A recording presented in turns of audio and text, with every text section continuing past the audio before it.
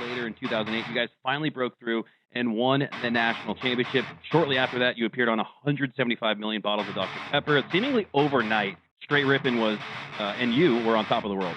It was unreal at certain times, going to the airport and there's like the vending machines and you're in the vending machine, like you're walking through Walmart, you're in Walmart, you're going to the gas station, you're at the gas station. I remember going out in New York City with Puckett and Shibby, and they literally take out the bottle in the middle of this bar with like a couple hundred people, and they start screaming that I'm on the bottle and showing it to everybody. And it was cool, man. It was really cool to be a part of. It was like the time of our lives, and we really didn't know how good we had it over at MLG, and we were really just kind of ahead of our time.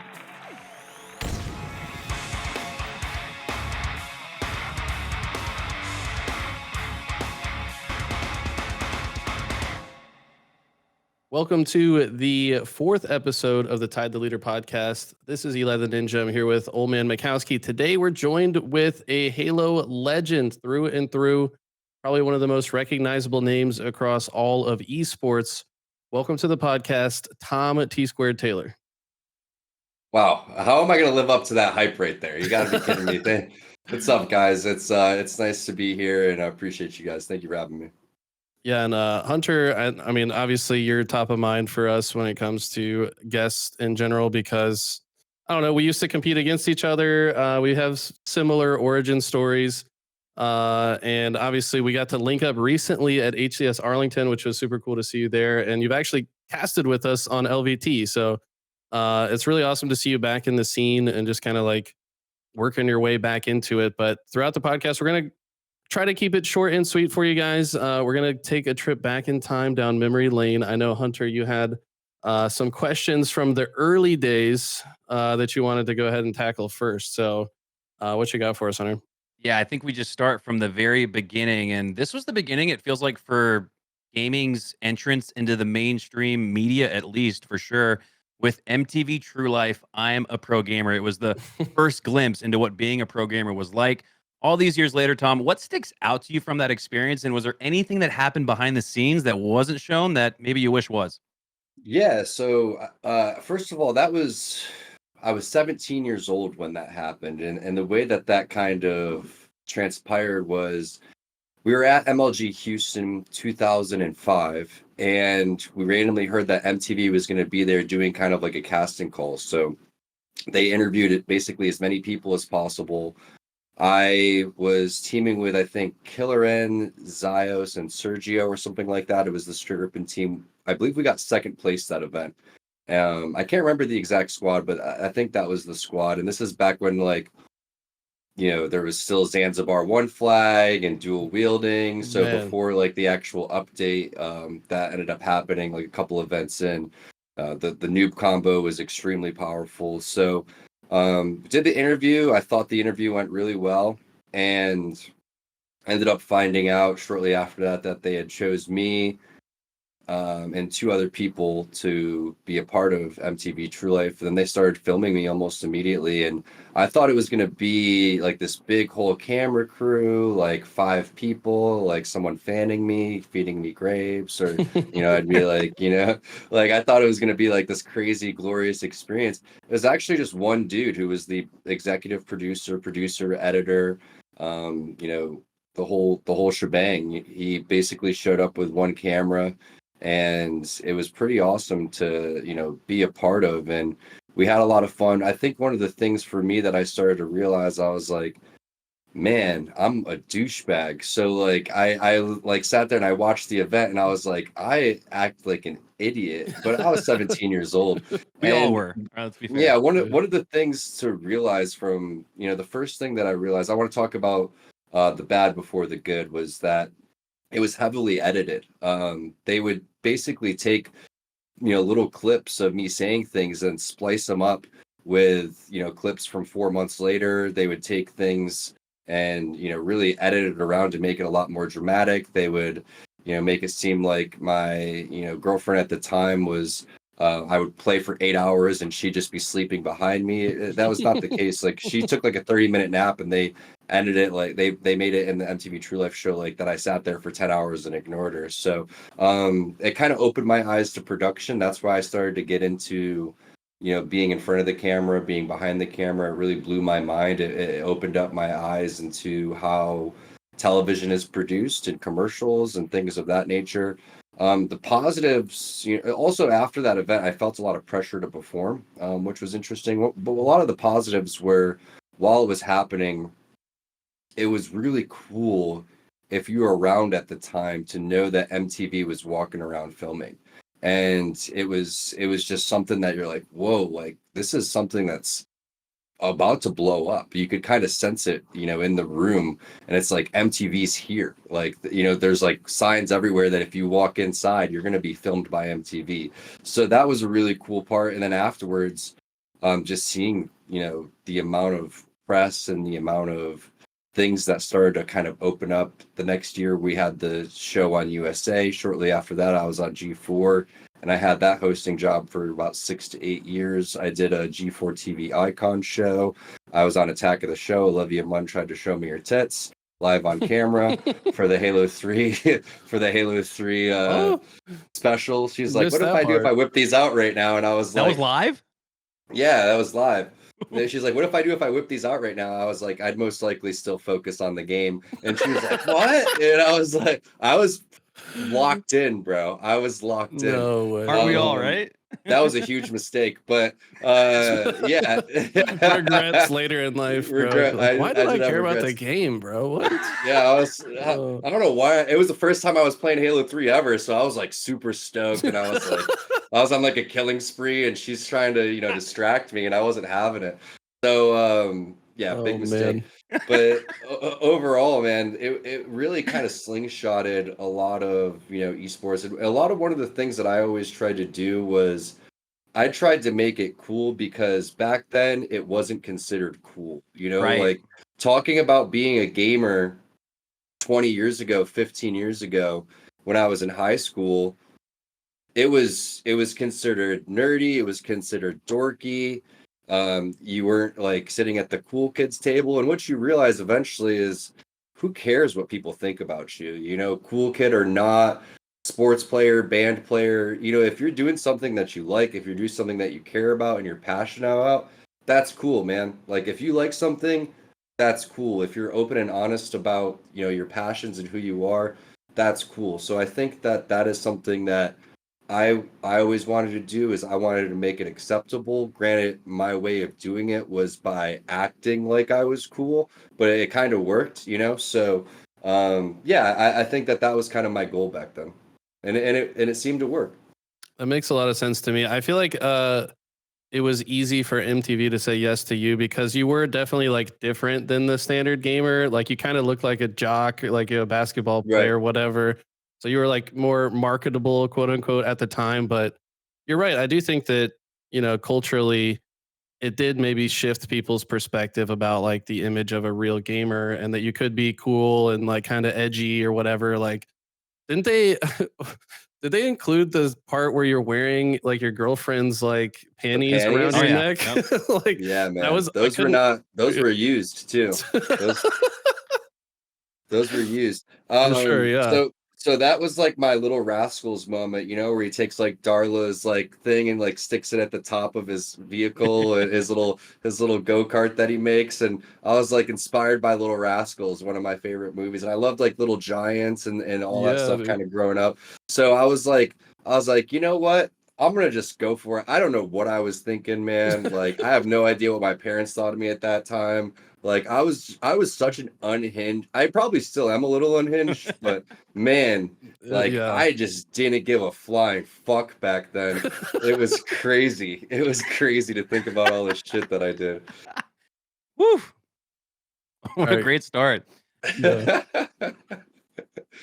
Before this, Kills was asking me about like people that might have been controversial back then, and I was like, well, I mean, Tom was kind of controversial, but also like Gandhi and their interactions with one another, the trash talk, and Yeah. you actually did kind of bring this up on LVT, that like the trash talk and that level of energy is kind of like a lost art. I never really talk trash. Yeah, I do talk trash a little bit. If they're talking, I try to make it even worse for them. Is Tsquared over there? I got presents for him. No. Just unloading on Tsquared with the Needler. Walshy making a statement right there to Tsquared saying your team does not belong in this match against Final Boss. Yeah! I don't know. He's Tsquared still cannot unloading. feel very good about that. Look at his face. Squared, Hey, no. weren't you guys supposed to 3-0 us? Look at me. T2, look at me, please. T2, Tom, look at me. Don't look around. Gandhi, look at me. Gandhi, you suck. Do you feel like now that it's become more like standardized, like I feel like back in the day it was just the Wild West, like we just kind of did whatever and it wasn't really regulated, but now that there's like regulations, like you could be, it's almost like excessive celebration in the NFL, but like if you teabag or you're unsportsmanlike now, it's like frowned upon. But in a way, like I feel like us old school gamers kind of miss that, and it's still here to some degree. But talk us through that. Like, how do you feel about how things were with the trash talk back then, and maybe how does that compare today? Yeah, so I think that's one of the things that a lot of people resonated with Str8 Rippin about. Like, everyone has their style, right? Like when the ogres and final boss would win, they weren't really like hyped up about it. Carbon, they got fired up at times, but you could tell like there was a lot of passion. And I'm not saying they weren't passionate. They just didn't show it as much. And maybe you want to call it showboating, whatever it is. None of that stuff was fake, man. We were, there was a time where we won game 5 50-49 against 5K, and I did a fucking lap around the main stage. Like I remember that. I got up and I ran in a circle. I had no idea what I was doing, but I was just stoked. So I got up, I ran in a circle, one time I ripped Snipe Down's hand off, and I think that's why we lost game 11. He was like, my hand hurt the next game because I high-fived him so hard, and I had no idea. So there wasn't really like main stages back then, right? It started because we never even had headphones, right? Str8 Rippin was the first.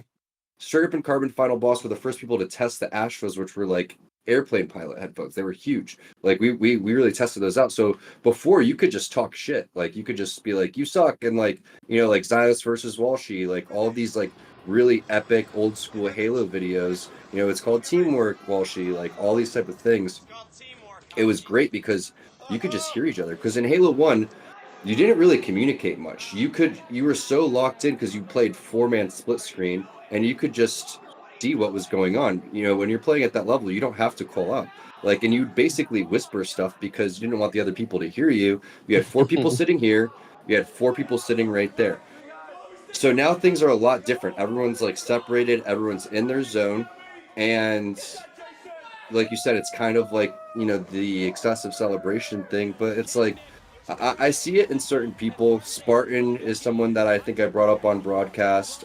I saw the comeback 3-2 when Foe ended up beating Proton, and Woodham stands up and he's like, stoked, and he's hyped up. I see it in certain players.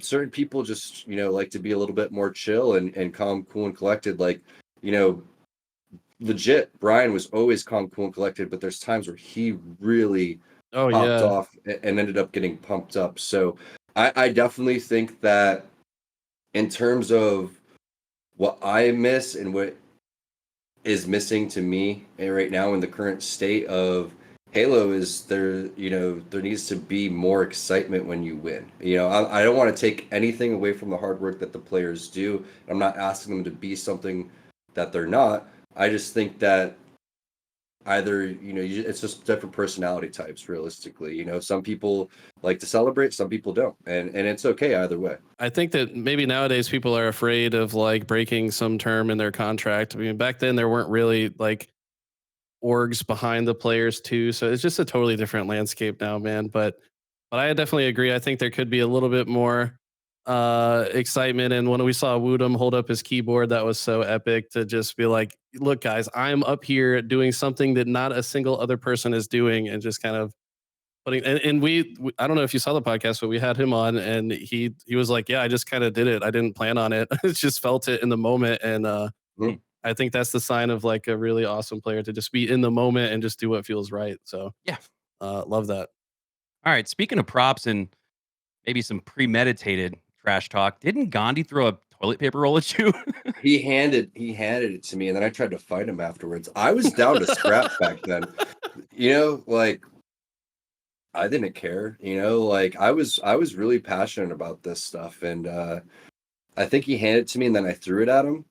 I mean, man, I used to break controllers. I think they had me on the USA show, like slamming and breaking my controller backstage after losing. We've all seen it before, like, people like pound their desk or whatever it is. It's mainly because you're pissed that you didn't make the play that you wanted to. And you're like, I was that close, because there's such split second, decisions that need to be made, or so yeah, that ended up happening. We would go at it, but that's one of the things that I loved, those type of stories and that type of trash talk. And I ended up producing a segment for UGC for Gears of War that's called Trash Talking Gears of War. And man. if you guys get a chance to maybe play that, or give a little snippet of that, I can send it to you guys on YouTube so you have the link. But I do interviews with certain, players at the event, and they talk about trash talk, because Gears of War is still a game that has that trash talk inside of it. And that's how it used to be in Halo, and that's really been lost. The thing is what they talk about is like, there's a 30-second window to talk trash after the game, and after that you got to stop, right? Because there's a point where, like, we're all people, we're all here having fun. You don't want to get personal with people, you don't want to call people names, you're not making fun of how people look or anything like that. It's just like, you suck, you missed these shots, like, you're bad at the game, all that stuff, right? There's times where I said some stuff, when I was 16, 17, 18 that I wish I took back because I got too personal, right? So you have to, never take things on a personal level, but, being competitive, all that stuff, and everyone's still friends at the end of the day, right? So it's like, there's that 30-second window where you can pop off, say some stuff. And obviously, listen, if someone comes up to you and is like, I am uncomfortable, talking trash, you can either trash talk them more. If it's the finals, I'm gonna trash talk you more. Like we knew certain people, if we talked trash to them, that they would play worse. We knew certain people, if you talk trash to them, they'd play better. Like Snipe Down is someone you didn't really want to talk trash to, because he really would step up his game, right? Dude, Mad Snipe Down was one of the best players of all time, easily. and legit, both those guys. Yeah, exactly. So you don't really want to talk trash, to certain people, but it's definitely a fun thing. The best way to kind of look at it from an outside perspective is, think of it almost like the WWE, where it's like, listen, everyone's friends and stuff like that. There's certain rivalries and real rivalries and whatever, but I would love for just to be more of the presentation of, celebration and trash talk and all of those things.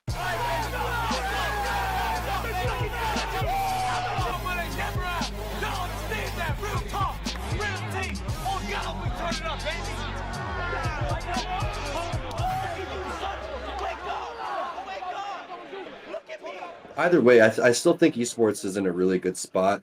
I know the last year, has been kind of weird with layoffs and orgs dropping in and out and all that stuff. But if we really look at the Halo ecosystem specifically, I know the player base isn't really what it was when it started, but the game is a good game, first of all. I think cheaters ruin any game. I would love to see a better anti-cheat overall. That's actually the one thing that stopped me from playing, was lack of maps off of RIP, and then the amount of cheaters, because I was 34 when the game came out, 35. I'm not going to sit there, and for an hour of my life, stream and have the vibe killed for cheaters. Like, you know what I'm saying? So I think that's extremely important, but that's in any single game. But if you look at like the orgs that are involved, there's just as many orgs involved in Halo as there is in a game, say like Apex. And Apex is known as being like a top game right now. So we should be proud of what, especially the 343 Pro team is doing. And the, from an org perspective, the return on investment that people are getting. There's a reason why Optic, FaZe, Space Station, Complexity, Shopify, Rebellion, there's a lot of teams still inside of Halo, because they are seeing the ecosystem that 343 and the Pro team is presenting. And if we continue to improve on that, Like Infinite was a great step forward. Like Halo 4 flopped, it sucked. They didn't have much going for it, right? It was the worst Halo of all time, and it was the worst Halo esport of all time. But when we look at five was a good step in the right direction. We got Str8 Rippin skins in there, which was like a freaking bucket list for us. It was so cool to see people wearing the skins. And then you look at Infinite, and Infinite's doing the right things. There's content, and from an org perspective specifically, it's definitely enticing. So going back a little bit to Halo 2, which you mentioned was dominated by Final Boss, a little bit of Carbon. Str8 Rippin was always on the cusp, though. Several years later in 2008, you guys finally broke through and won the national championship. Shortly after that, you appeared on 175 million bottles of Dr. Pepper. There's that famous image with Obama. What was that experience like, waiting all of those years for success, and then seemingly overnight, Str8 Rippin was, and you were on top of the world? Yeah, there's really no such thing as overnight success. We won tournaments in Halo 5. I think I have the record for most top fives of all time. So there was really a consecutive top fives of all time.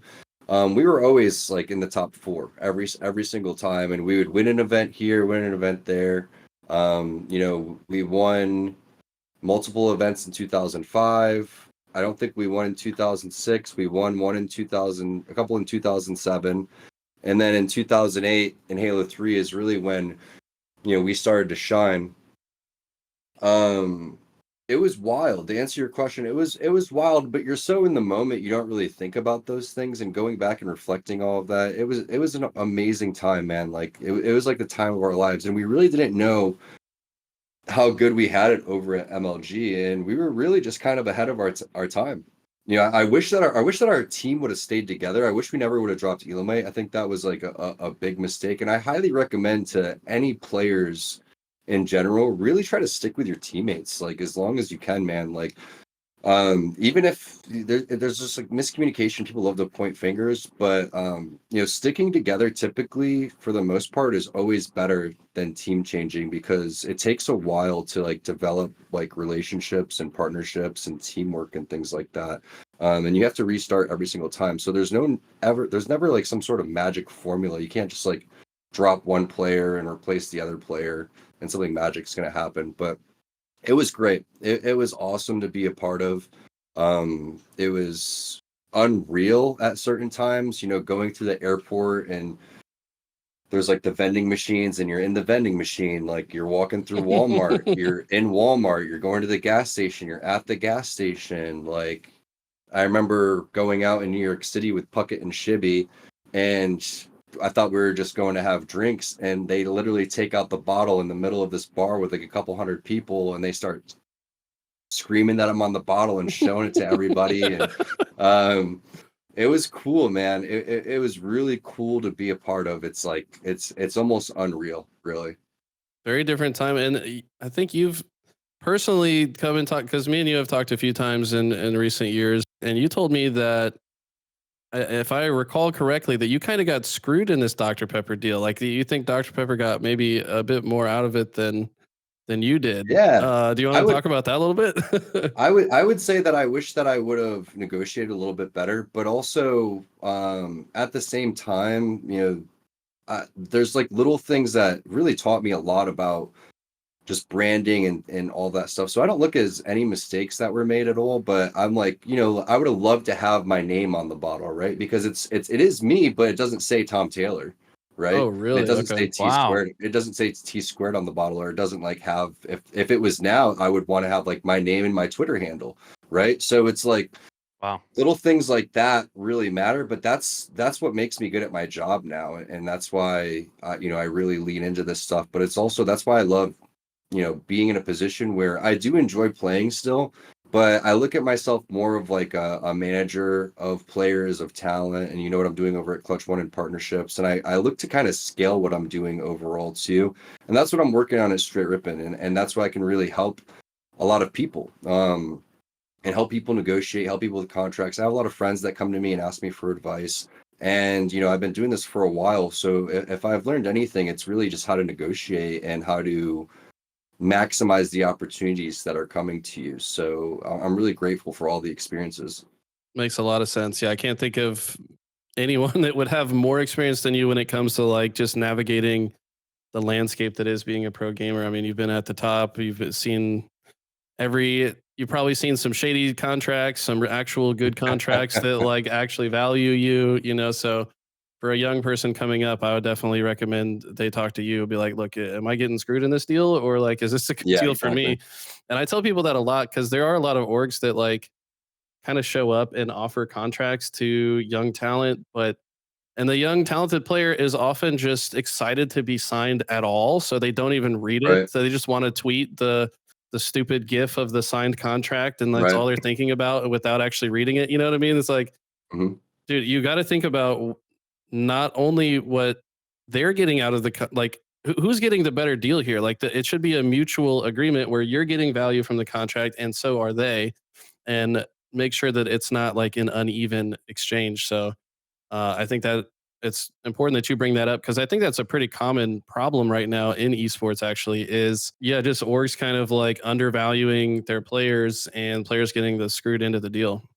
It's either that or it's they're going to promise a bunch of stuff and not deliver. And G1's an example of that, but it's not just esports, it's probably all over the place, especially probably like the music industry and things of that nature. Yeah, And that's why when we talk about bringing Str8 Rippin back, we haven't done it, yet in terms of being up a pro team, but we want to make sure that we're able to have the complete support system and a strategy and a plan in place before. It's not about just giving a team a jersey and saying, go ahead, be on Str8 Rippin, let's go.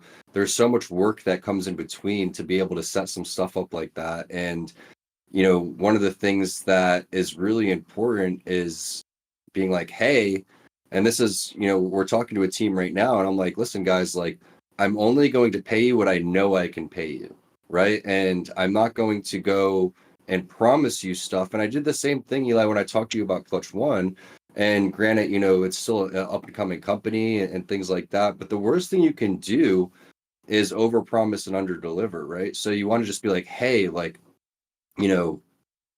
this is where I'm at. I know I can afford this, and this is the business model, and just be extremely transparent, with people, and try to just not fuck over people. Just don't be an asshole, like it's really not that hard. But when it comes to business, people are like, business is business, blah blah blah. It's like, I really don't believe in that. That's not how I operate, and I don't think that's a good key to success. So it's definitely, it's not just esports, it's really everywhere. But I look at a game like Fortnite and I wonder how many of these young guys that are making tons of money are getting stripped of their prize money, right? Like 20, 30, maybe they're getting 50% of it taken, and that, like you said, they just are stoked to sign some stuff.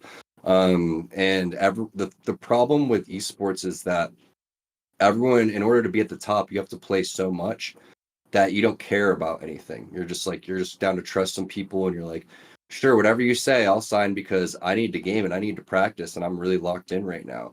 And a lot of people don't have guidance and help. If I had any, wish in terms of, I wish I had a little bit of help growing up, in the industry. And that's why I'm down to, lead a hand in certain things. And that's why I think being an org owner is something that's really special for me.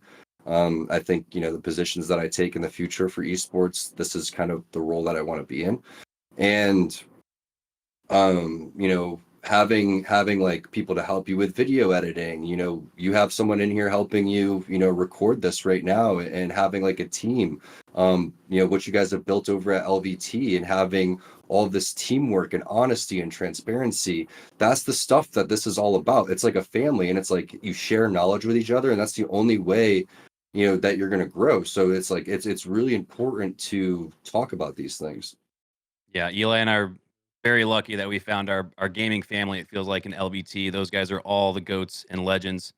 I watched. Speaking of great content, I watched a recent Halo documentary about the history of EU Halo, and in it, the Buck Twins mentioned that you were the first NA pro to invite them to land against NA competition, which seemed like a watershed moment in EU Halo history. What was your thought process behind inviting over the Buck Twins? Previously, EU was like a ghost town. It was an unknown kind of unknown factor in HCS, or I guess MLG competition at the time. Why did you invite the Buck Twins, and what was that experience like landing against EU for the first time ever as an NA competitor? So I don't know if they mentioned this in the story. I haven't seen that, but we had the Str8 Rippin house in Orlando at the time, and we paid Lammy to answer the door butt naked with just a sock on his dick.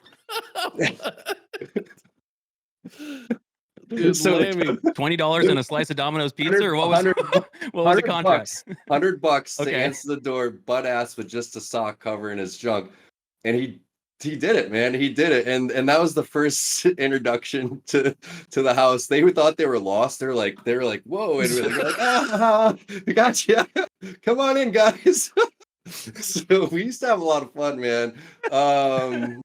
Sorry, you guys weren't expecting that one, but yeah, you know, Yeah, they didn't talk about that. they didn't mention that. Maybe it's because, you know, I don't know. Blocked it That's out of their memory. It's a traumatic experience, Suppressed. dude. Probably no one should know that, but now you guys do. It's funny, so I figured I'd bring it up. But yeah, I mean, it was a cool experience. The Bucks have always been really talented, and I think that they were just getting in early or something like that. I never really thought much into it. I was just like, first of all, we were looking for land practice, so you know, it was probably more of a selfish reason than it was like, oh, let's help the international teams. It was probably like, we want practice and these guys are here right now.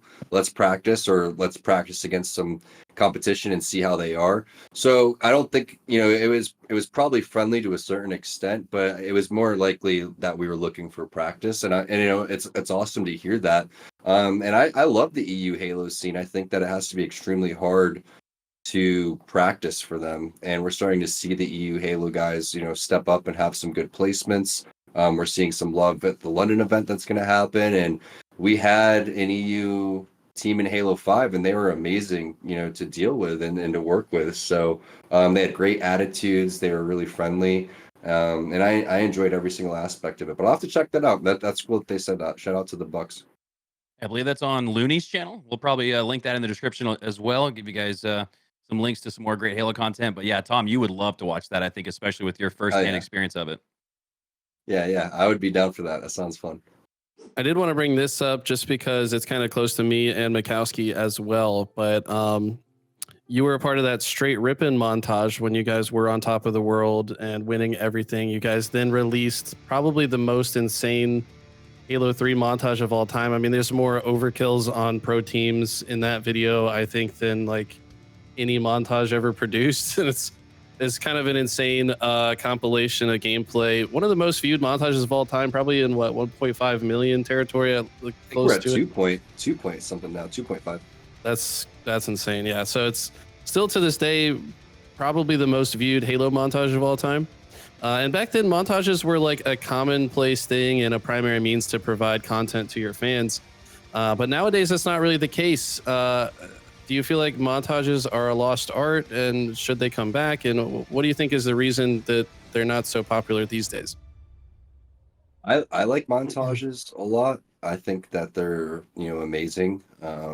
The thing about that was that we all saved our clips, and our editor Zola was amazing, right? He's doing stuff at a very like high professional level now, making a lot of money, you know, editing, and we had a lot of support on that video. The music, everything really came together. So that was definitely like, not to toot our own horn, but that was like a masterpiece, man. Like I could go back and watch that over and over again, and I remember the songs, and I remember the clips, and I could see like the Darrows opening and all that stuff.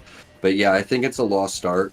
You know, the thing is that clips, I feel, are easier to get now. I feel like sniping isn't as easy as it used, or sniping's easier than it used to be. Like sniping in Halo 2 was extremely difficult.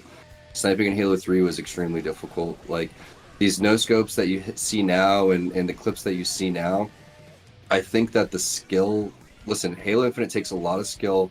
I'm not taking anything away. Yeah, I think that, you know, people like Renegade, Lethal, etc. will beg to differ, and, you know, they're like, yeah, like whatever. But it's like the Halo 1 pistol, like, you know, the Halo 2 sniping, like these guns took more skill than any of the guns that are being used right now. And I know I played the first 4 months that I played Infinite, I played at an extremely high level.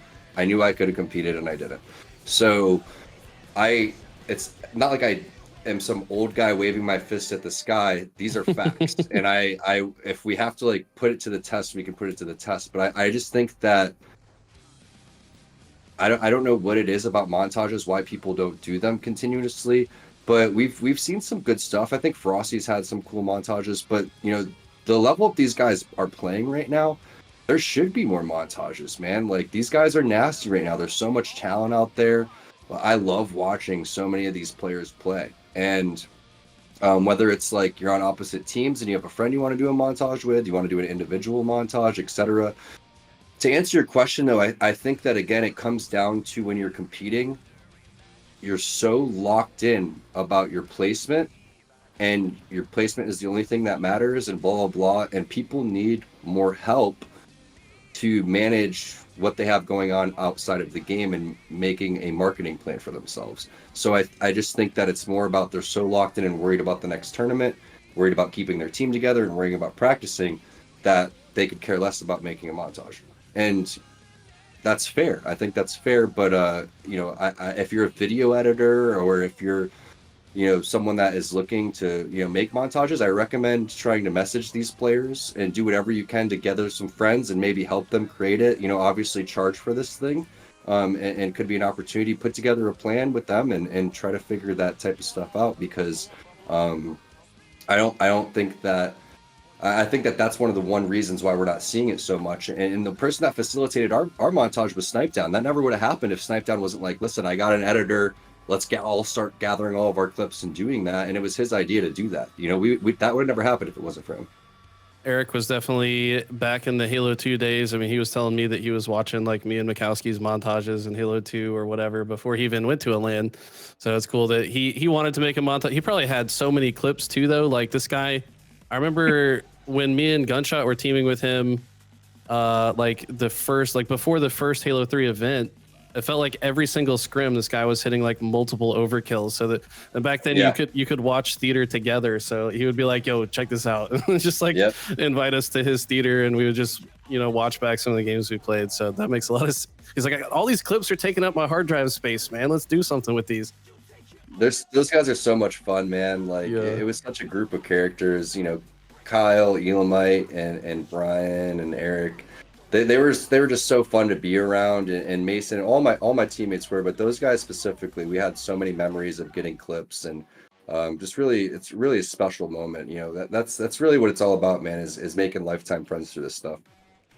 Absolutely, and you're definitely on that list of lifetime friends that I think I could say I've made over the years. And I know we both like went our separate ways for a long time, but then you come back, we still have that bond from old school Halo, and I feel like that's not something anybody can take from us. If you guys weren't around in the MLG days, you just don't really know what it was like. You had to be there. Yeah. All right, Formal. Yeah, Formal said that in the in his little doc, didn't he? All right, rapid fire. Here we go. This one might be a little bit longer, but what is your fondest Halo memory? National Championships, Halo 3. Makes sense. What would you say was your foundational FPS, the first FPS game that you fell in love with? GoldenEye. Yeah, same here. Then into Perfect Dark and then into Halo 1, but that's a whole other conversation. Halo 1 definitely, but like as a young one was GoldenEye for sure. Love that. What was your favorite weapon throughout all the Halo games? Halo 1 pistol for sure. Love that. Who was your favorite duo that you teamed with? Oof, that's tough. I would say I loved playing with Neighbor, all of the old, you know, 07, 08 Str8 Rippin guys, Elamite, you know, legit, Snipedown. So any one of those guys was great to play with. Perfect. And I think you might have answered this with your favorite weapon, but what is your favorite Halo game? Still Halo 1. I loved Halo 1. It's tough to pick between Halo 1 and 3, but going back to the LAN parties and Blood Gulch and your first experience, nothing beat that back in the day, especially when you're like 16, 15. I started playing when I was 14, so yeah, Halo 1 for sure. This one is, what was your favorite dual wield combo from Halo 2? SMG Magnum. That's mine too, man. You Yeah. shred the Only guy's answer. Yeah, shred them with the shields, especially pre-patch. You remember how fast it killed people? Oh It my was Yeah, like god. point no, zero it was three insane. TTK. Yeah, it was unstoppable. That was the update that we were talking about, and that changed dual wielding. Yeah, and it nerfed the magnum significantly. That thing Yep. was busted. You could also just dual wield magnums and completely shred people. Yeah, that was a little harder though, because you had to kind of like your aim got messed up because you were kind of going like that. Perfect. And then last one here. Who was your favorite rival to compete against? Oh man, I would probably say I just loved playing against Final Boss. That was always 3D and Final Boss because for the most part it was always a finals match. So it was always good going against them. The way that I wanted to wrap this up is talk to us. I want to give you the floor to just kind of tell us the vision right now for Str8 Rippin. I know you kind of talked about it. You want to be a leader figure for young talent and a scout, and you've got the merch drops going on. You've got so many different things going on, but what is probably like the most important things about Str8 Rippin right now for you, and what does the future roadmap look like?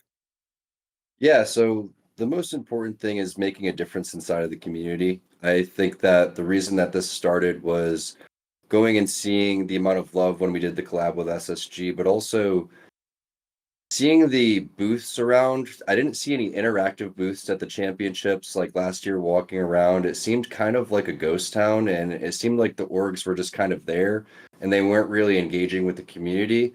And it didn't feel like it used to. Like it just felt a little dry. And I was like, you know what, man, I want to come in and inject some life into this thing and bring back some nostalgia and show the community that we care. So I think the number one thing is showing the community that we care. And we started off small with a small booth at the last event, and we had interactive, playing. We had some giveaways. We wanted to have fun and hang out and offer a place for people to kind of meet up and shoot the shit. And that's the goal. But in terms of the roadmap, what we're looking to do is obviously start with the merchandise, which was extremely successful. And I want to continue to push the level of the merchandise that we're doing. I have a lot of really cool ideas to make some really cool stuff. And then we're going to move into content, which is going to be tournaments and some really cool stuff that we haven't really released yet. But we're also going to be working on getting a pro team.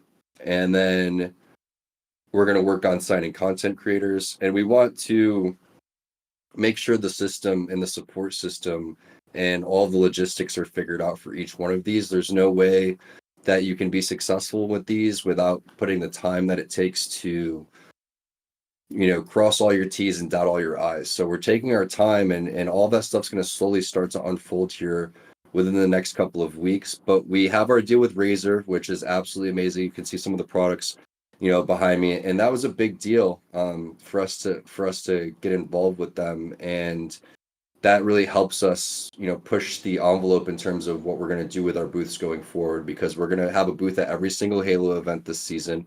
We'll be at London, but the rest of the stuff is in the works right now. It's just a lot of work, and it takes a lot of time and planning, and we're not going to do it unless we're fully planned and ready to go. I feel like you have a really solid perspective that I wish more org owners had about doing things at the right pace, not getting ahead of yourself, staying within your means, because that's how, certain orgs that might be talked about on social media in recent times, maybe it went wrong. And also they didn't listen to people that said, maybe we should slow down. But it sounds like you've got Right. the right head on your shoulders to like kind of keep things at its pace. And I can't wait to see what you do with all of it. Thank you so much. I'm excited as well, and it's exciting to be back, man. I really can't wait to. I won't be at London specifically. Str8 Rippin will be there. Small will be there, and we'll have representation there. I'll be at the rest of the events though, but I'm looking forward to meeting and talking with people. So if you are watching this and you plan on going to the events, don't be a stranger. Come up and talk. I love to chit chat. And I think as I got older, that's one of the things that I started to value the most. And if you do go to talk to the pro players that are competing, they're really locked in. So, back when I was competing, I didn't really think about the, holding the long conversations and things like that. Now that it's like stress-free events, man, nothing matters more to me than, talking to people, hearing their stories, and really connecting. So I look forward to it. Thank you guys so much. And I'm looking forward to watching you guys, supporting you guys, jumping on some more LVT broadcasts and shooting the shit with you guys.